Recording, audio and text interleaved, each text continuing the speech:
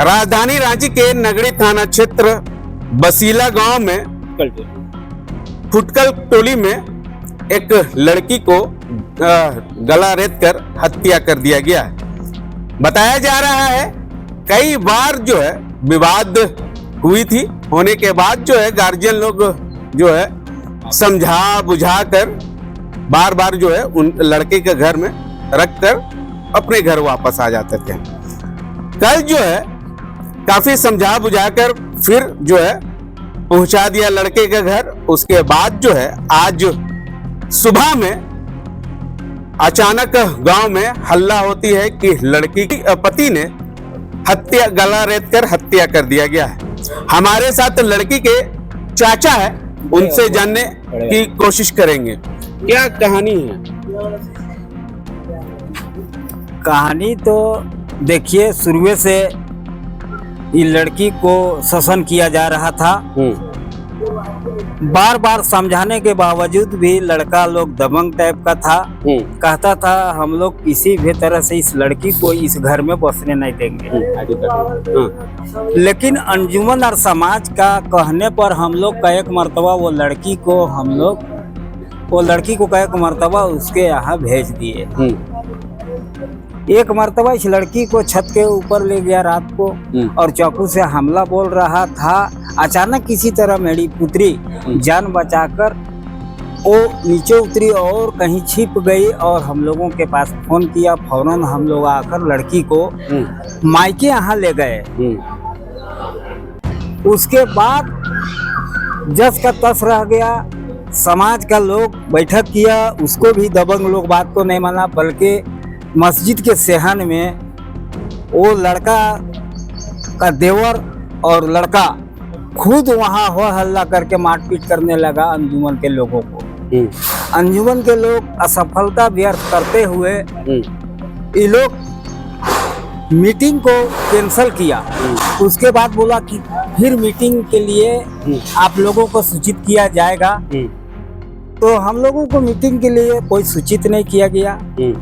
हम लोग तंग आकर फिर हम लोग कोर्ट का शरण लिए।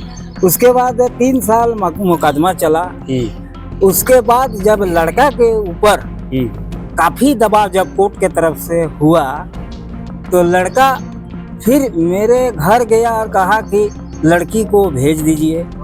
लेकिन हम लोग घर द्वारा लड़की को नहीं भेजे। हम लोग फिर कोर्ट में आए तो लड़का का वकील समझाया कि भेज दो, विश्वास करो इस लड़के के साथ। तो माने हमको मजिस्ट्रेट भी बोला कि देखो एक मर्तबा देख लो, कोशिश कर लो। हाँ, कोशिश कीजिए, बसा दीजिए लड़की को। तो मेरी लड़की सिग्नेचर कर दिया, चलो हम राजी हो गए। और लड़का अपने साथ रखेंगे, खिलाएंगे उलाएंगे अच्छे से, यही बात हुआ।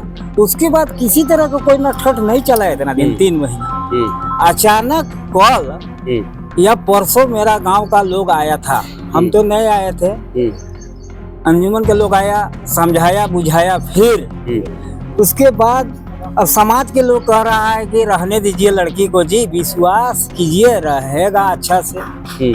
तो फिर हम लोग उस लड़की को नहीं ले गए घर। अगर उस लड़की को हम घर ले जाते कल आज उसका जान नहीं जाती।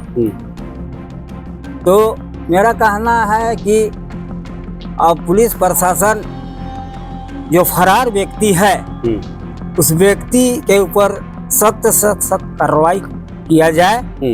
तो हम लोग शांत बैठेंगे और हम लोग धरना प्रदर्शन से वंचित रहेंगे, और नहीं तो आगे हम लोग धरना प्रदर्शन भी करेंगे। हाँ, वो लड़का गुप्त रूप से दूसरा शादी किया जो पंडरी बस्ती का रहने वाली है। उसके साथ भी इस लड़की का विवाद होता था। लेकिन हम लोग सोचते थे चलो दोनों मेरा ही बेटी है, अच्छे ढंग से रहेगा। लेकिन देखिए उस बदमाश लड़की को हमको इतना शक है कि दोनों पति और पत्नी मिलकर इसको हत्या किया है।